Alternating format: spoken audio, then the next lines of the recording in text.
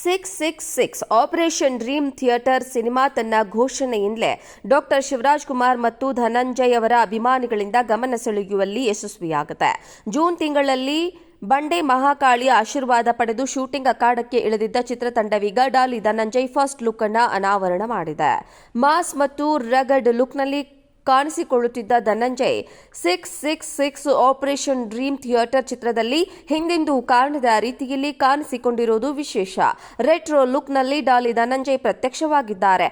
ಮೊದಲ ನೋಟವು ಹಿಂದಿನ ಕಾಲದ ಚೌಕಟ್ಟಿನಲ್ಲಿ ಪ್ರಕಾಶಮಾನವಾದ ಬಣ್ಣಗಳೊಂದಿಗೆ ಕ್ಲೋಸ್ ಅಪ್ ಅನ್ನ ನೀಡುತ್ತದೆ.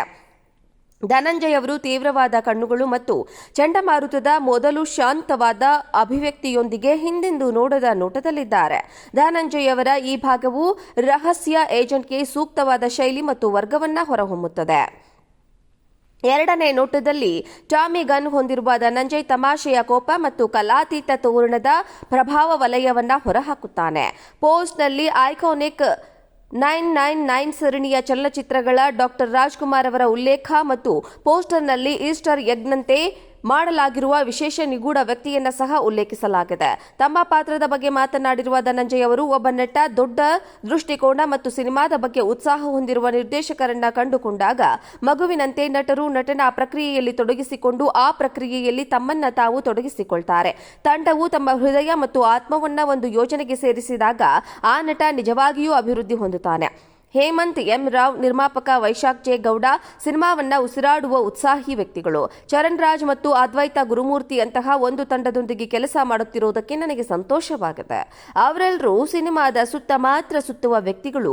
ಲುಕ್ ಟೆಸ್ಟ್ ಸಮಯದಲ್ಲಿ ಅತ್ಯಂತ ಪ್ರಭಾವಶಾಲಿಯಾಗಿ ಕಂಡದ್ದು ಹೇಮಂತ್ ಮತ್ತು ಅವರ ತಂಡವು ತನ್ನ ಎಲ್ಲಾ ಚಿತ್ರಗಳ ಎಲ್ಲಾ ಲುಕ್ಗಳನ್ನು ಹೊಂದಿತ್ತು.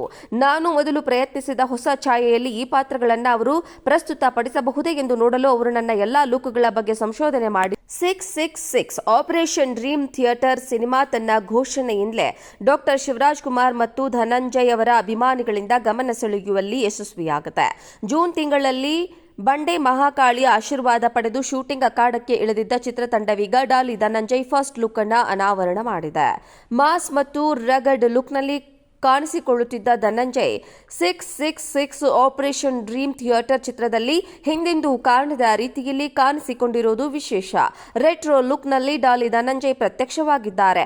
ಮೊದಲ ನೋಟವು ಹಿಂದಿನ ಕಾಲದ ಚೌಕಟ್ಟಿನಲ್ಲಿ ಪ್ರಕಾಶಮಾನವಾದ ಬಣ್ಣಗಳೊಂದಿಗೆ ಕ್ಲೋಸ್ ಅಪ್ ಅನ್ನ ನೀಡುತ್ತದೆ. ಧನಂಜಯ್ ಅವರು ತೀವ್ರವಾದ ಕಣ್ಣುಗಳು ಮತ್ತು ಚಂಡಮಾರುತದ ಮೊದಲು ಶಾಂತವಾದ ಅಭಿವ್ಯಕ್ತಿಯೊಂದಿಗೆ ಹಿಂದೆಂದೂ ನೋಡದ ನೋಟದಲ್ಲಿದ್ದಾರೆ. ಧನಂಜಯ್ ಅವರ ಈ ಭಾಗವು ರಹಸ್ಯ ಏಜೆಂಟ್ಗೆ ಸೂಕ್ತವಾದ ಶೈಲಿ ಮತ್ತು ವರ್ಗವನ್ನ ಹೊರಹೊಮ್ಮುತ್ತದೆ. ಎರಡನೇ ನೋಟದಲ್ಲಿ ಟಾಮಿ ಗನ್ ಹೊಂದಿರುವ ಧನಂಜಯ್ ತಮಾಷೆಯ ಕೋಪ ಮತ್ತು ಕಲಾತೀತ ತೋರಣದ ಪ್ರಭಾವ ವಲಯವನ್ನ ಹೊರಹಾಕುತ್ತಾನೆ.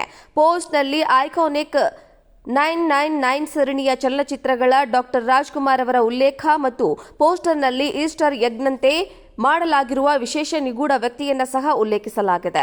ತಮ್ಮ ಪಾತ್ರದ ಬಗ್ಗೆ ಮಾತನಾಡಿರುವ ಧನಂಜಯ್ ಅವರು, ಒಬ್ಬ ನಟ ದೊಡ್ಡ ದೃಷ್ಟಿಕೋನ ಮತ್ತು ಸಿನಿಮಾದ ಬಗ್ಗೆ ಉತ್ಸಾಹ ಹೊಂದಿರುವ ನಿರ್ದೇಶಕರನ್ನ ಕಂಡುಕೊಂಡಾಗ ಮಗುವಿನಂತೆ ನಟರು ನಟನಾ ಪ್ರಕ್ರಿಯೆಯಲ್ಲಿ ತೊಡಗಿಸಿಕೊಂಡು ಆ ಪ್ರಕ್ರಿಯೆಯಲ್ಲಿ ತಮ್ಮನ್ನ ತಾವು ತೊಡಗಿಸಿಕೊಳ್ತಾರೆ. ತಂಡವು ತಮ್ಮ ಹೃದಯ ಮತ್ತು ಆತ್ಮವನ್ನ ಒಂದು ಯೋಜನೆಗೆ ಸೇರಿಸಿದಾಗ ಆ ನಟ ನಿಜವಾಗಿಯೂ ಅಭಿವೃದ್ಧಿ ಹೊಂದುತ್ತಾನೆ. ಹೇಮಂತ್ ಎಂ ರಾವ್, ನಿರ್ಮಾಪಕ ವೈಶಾಖ್ ಜೆ ಗೌಡ ಸಿನಿಮಾವನ್ನ ಉಸಿರಾಡುವ ಉತ್ಸಾಹಿ ವ್ಯಕ್ತಿಗಳು. ಚರಣ್ ರಾಜ್ ಮತ್ತು ಅದ್ವೈತ ಗುರುಮೂರ್ತಿ ಅಂತಹ ಒಂದು ತಂಡದೊಂದಿಗೆ ಕೆಲಸ ಮಾಡುತ್ತಿರುವುದಕ್ಕೆ ನನಗೆ ಸಂತೋಷವಾಗಿದೆ. ಅವರೆಲ್ಲರೂ ಸಿನಿಮಾದ ಸುತ್ತ ಮಾತ್ರ ಸುತ್ತುವ ವ್ಯಕ್ತಿಗಳು. ಲುಕ್ ಟೆಸ್ಟ್ ಸಮಯದಲ್ಲಿ ಅತ್ಯಂತ ಪ್ರಭಾವಶಾಲಿಯಾಗಿ ಕಂಡದ್ದು ಹೇಮಂತ್ ಮತ್ತು ಅವರ ತಂಡವು ತನ್ನ ಎಲ್ಲಾ ಚಿತ್ರಗಳ ಎಲ್ಲಾ ಲುಕ್ಗಳನ್ನು ಹೊಂದಿತ್ತು. ನಾನು ಮೊದಲು ಪ್ರಯತ್ನಿಸಿದ ಹೊಸ ಛಾಯೆಯಲ್ಲಿ ಈ ಪಾತ್ರಗಳನ್ನು ಅವರು ಪ್ರಸ್ತುತಪಡಿಸಬಹುದೇ ಎಂದು ನೋಡಲು ಅವರು ನನ್ನ ಎಲ್ಲಾ ಲುಕ್ಗಳ ಬಗ್ಗೆ ಸಂಶೋಧನೆ ಮಾಡಿದ್ರು ಎಂದು ಹೇಳಿಕೊಂಡರು.